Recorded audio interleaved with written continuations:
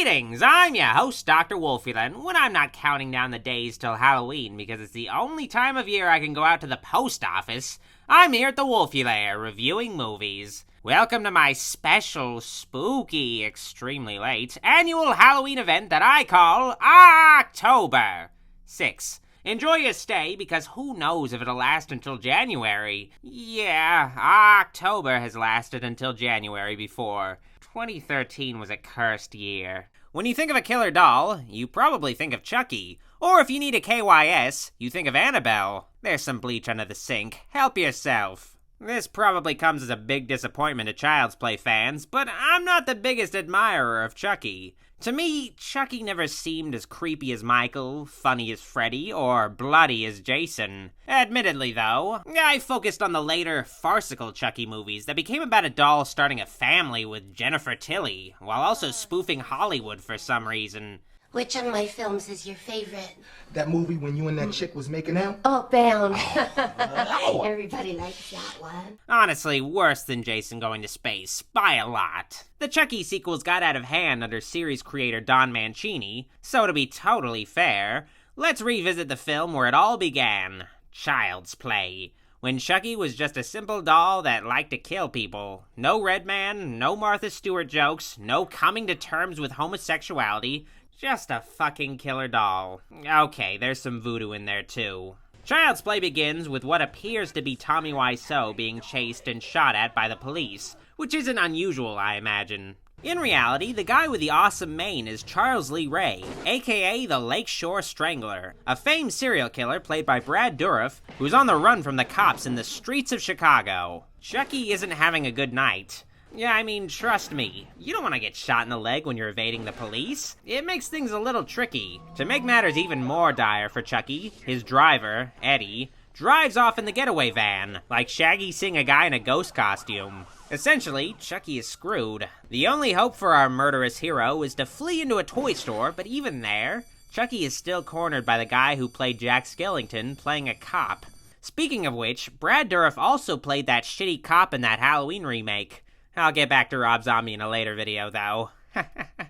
You're not safe, Rob. Chucky's options are quite limited in this situation, especially since he tripped. What a klutz. So Chucky goes with the only logical solution to this problem. He uses a voodoo chant to transfer his soul into one of the dolls he tripped over.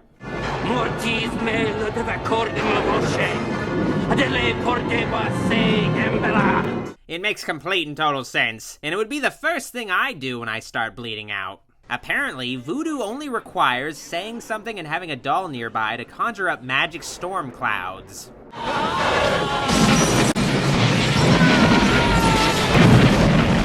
That lightning bolt must have struck a Samsung Galaxy Note 7. Honestly, I don't really like having this origin story at the beginning of the movie. To me, it would have been better if they kept the origin of Chucky mysterious and reveal who Charles Lee Ray was over the course of the movie, so Chucky can just be a killer doll for a little while. To me, the scare factor is kind of diminished when you see the killer doll in human form with a substantial coif, crying as he's chased by the police. Don't leave me, God, no! It's a bit of a buzzkill. So, Chucky is now a doll with carrot top hair, but not just any doll with carrot top hair. Chucky becomes a good guy doll that happens to also be named Chucky. Hi, I'm Chucky, and I'm your friend to the end.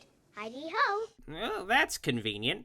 Good guy dolls are kind of a freaky cross between the affectionate My Buddy dolls, the unique Cabbage Patch Kids, and the red-headed Raggedy Ann. A creepy doll trifecta. I love the attention to detail that Child's Play put into the good guy toy line. All of the dedication makes you believe that these are honest-to-goodness real dolls. Not to be confused with real dolls. There's a legitimate-looking good guy cartoon series depicted in the film that looks like it's on par with Care Bears, and the movie doesn't even offer a close look at it, instead playing it on a TV the whole time like it's no big deal. I saw this one. Little Andy Barclay here wears good guy PJs for a great deal of the film, and Good Guys even has its own cereal, which, in the 80s, really put your brand on the map, no matter how unappetizing the cereal actually looked. Of course, a Good Guys commercial plays on TV, complete with a creepy costume spokesperson, and it makes me wonder why this motherfucker isn't the villain in this movie. This guy would have given Jason a run for his money. Good guy say 3 different sentences. We even turn our heads and blink our eyes when you talk to us. I even love the good guy accessories that the movie throws in, like the tool set or the... Is that a fucking gun? Well, alright then. Anyway, back to Andy. Well, Andy is a devoted follower of the good guy. He never misses an episode, but the one thing missing in his life is an actual doll. Wow! Today is Andy's birthday, and he makes his mother a breakfast in bed that looks like it was crafted by Ray Charles. This looks just excellent. Please don't lie to your own child. Andy opens his gift like it's Christmas morning or something, and his mother shafts him by getting him a tool set instead of the doll. Way to go. Miss Barclay's excuse is that they're too poor to afford a good guy doll. But I didn't know about it in time this month to save up for it. Look at this fucking apartment. It's a goddamn palace. What are you talking about? To sum things up, Karen Barclay is a terrible parent. But she could still redeem herself when her department store coworker Maggie pops into Karen's jewelry counter with a tip-off about a nearby peddler selling a good guy doll. Well, is it a good guy or not? It is. It is. I'm getting some real Jingle All the Way flashbacks from this movie. Oh, how much do you want for it? $50. 10 and not a penny more. 30. What are you kidding? That thing is not worth $30. You know, for someone who insisted on Karen buying this doll, Maggie sure is being a real bitch. We'd bring you and your kid a lot of joy. That guy's got a purty mouth. So yeah, I think it goes without saying what happens from here, but since this is a review, I have to say it anyway. The good guy doll is possessed by that serial killer that said a weird chant before he died earlier. Yeah, I know, I can't believe it either. It's fucking crazy. So, what does a killer doll like Chucky do exactly? Well, he kills people for starters. Maggie has to babysit Andy one night, and the lady cuts into Chucky's TV time. Oh, yes, Chucky. You two, off we go. Just remember that not being able to watch the news is Chucky's catalyst. This is what starts his doll killing spree that spans 6 movies. Think about that for a second. Dwell on it. Reflect.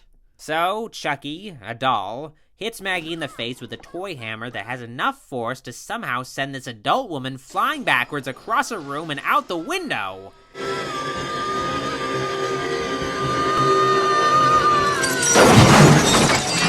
Well, at least the car was there to break her fall. How does a doll have that much strength?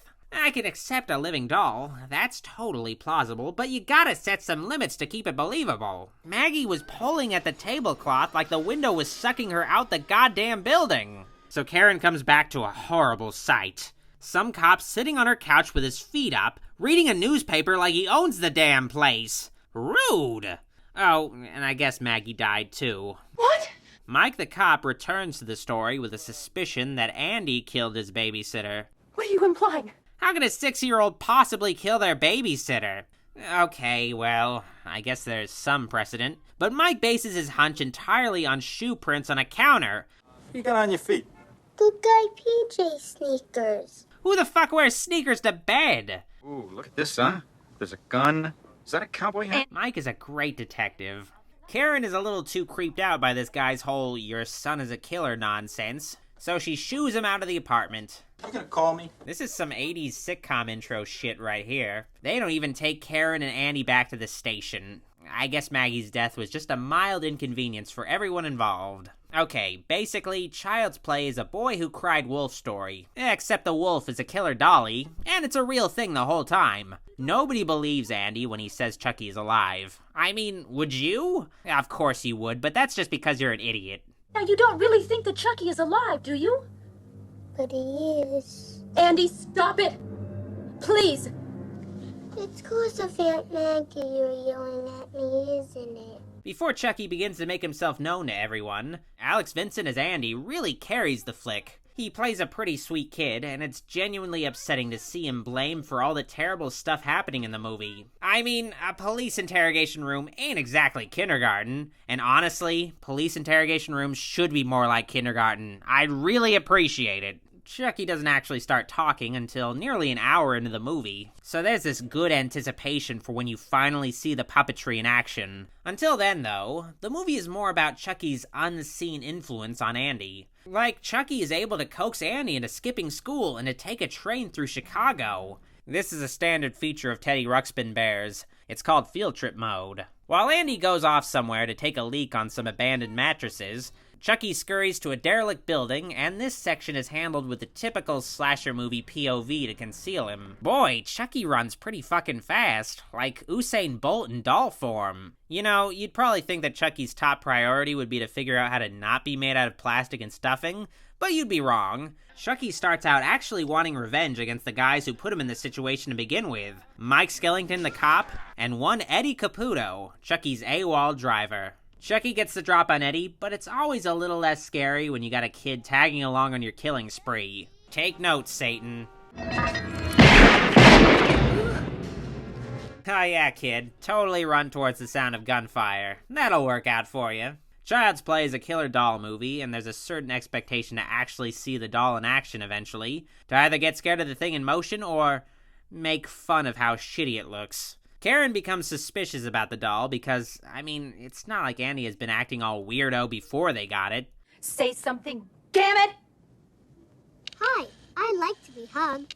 There should be some raised eyebrows if on the same day you buy a doll, your best friend gets murdered. Maybe I'm just a little more savvy. What puts things over the top is Karen finding that Chucky could work without batteries, though maybe it's more shocking that he actually came with the batteries included to begin with.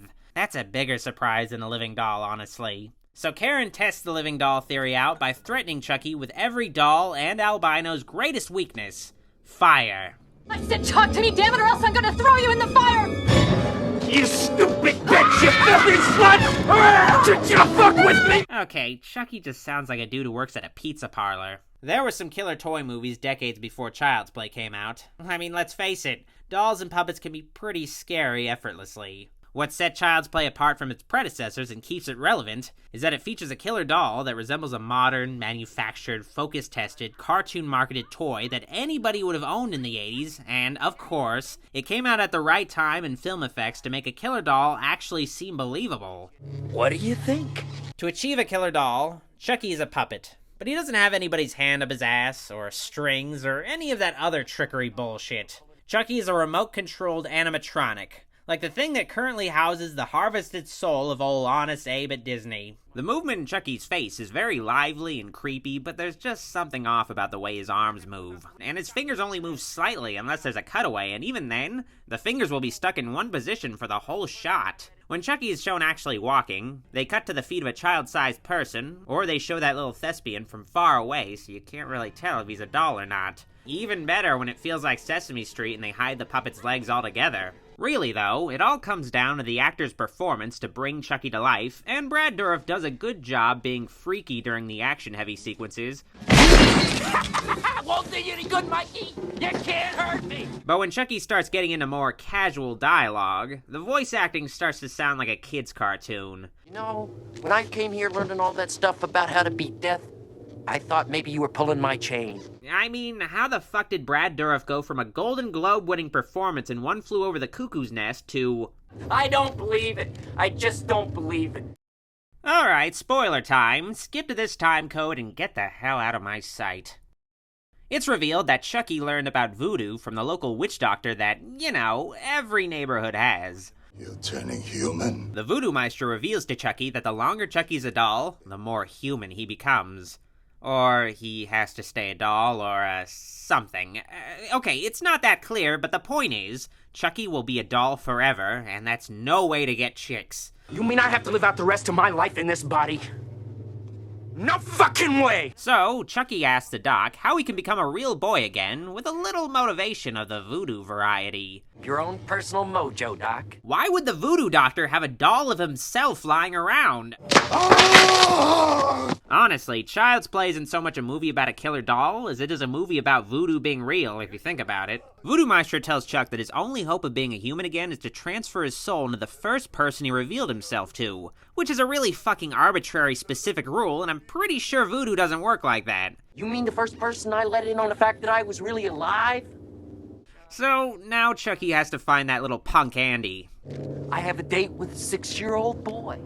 Ew, that is wrong on so many levels. Andy's been committed to an asylum for the criminally children, and can easily be cornered by a mullet-sporting doll that's gone incognito. Here's the thing about that. Karen and now Mike are both savvy to Chucky actually being alive, but instead of withdrawing the kid from the crazy house, who they know is not crazy anymore, they instead do some detective work and shit. Karen tried to figure out where the hobo got the Chucky doll in the first place, but information doesn't come cheap. Not enough. What else you got? When Karen doesn't spare some change, this hobo decides to get all grabby. No, wait, no! Hey, You know, I'm not totally feeling the statement that all homeless people are rapists and probably deserve to be homeless. I don't know. I'll have to sleep on it before I decide if I'm cool with it or not. At the Kitty Mental Hospital, Child's Play flirts a little bit with One Flew Over the Cuckoo's Nest beyond just Brad Dourif by having the predictable Nurse Ratched-like figure in the form of a child psychiatrist that looks like a bloated Gary Busey. it's gonna be all right. I'm here now, and I'm gonna protect you. This dude's just fodder for Chucky, though. Why does a children's hospital have an electroshock therapy ward? This happens to me every time I drink Mountain Dew Code Red. That stuff has kick. Andy escapes from the hospital, and in the next scene is just back at his home suddenly. He probably got an Uber, whatever. Andy took that hit like he tripped over a roller skate. He was on the floor in a millisecond. Chucky works his magic with the most Hebrew-sounding voodoo chant that I've ever heard. Varencella Santaria. Oya Shango. Karen and Mike intervene, of course, and there's a lot of grown adults being overpowered by a doll going on here. They can only protract this shtick for so long before Chucky takes a trip to the fireplace. Andy, no, please. We're friends to the end, remember? This is the end, friend. Savage as fuck.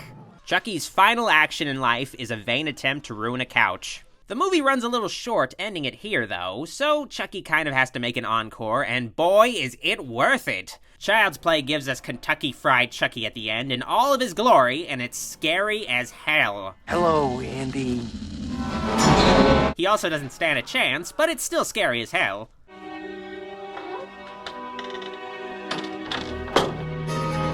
What, did he forget to turn something off in his room?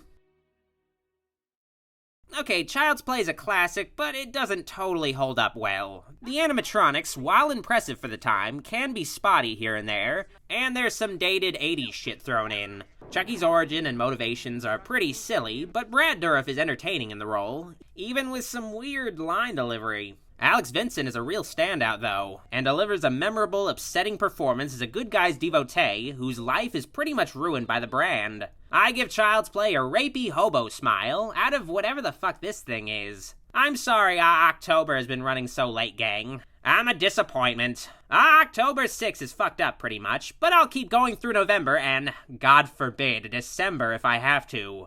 Lord Satan have mercy on my soul. So long, John.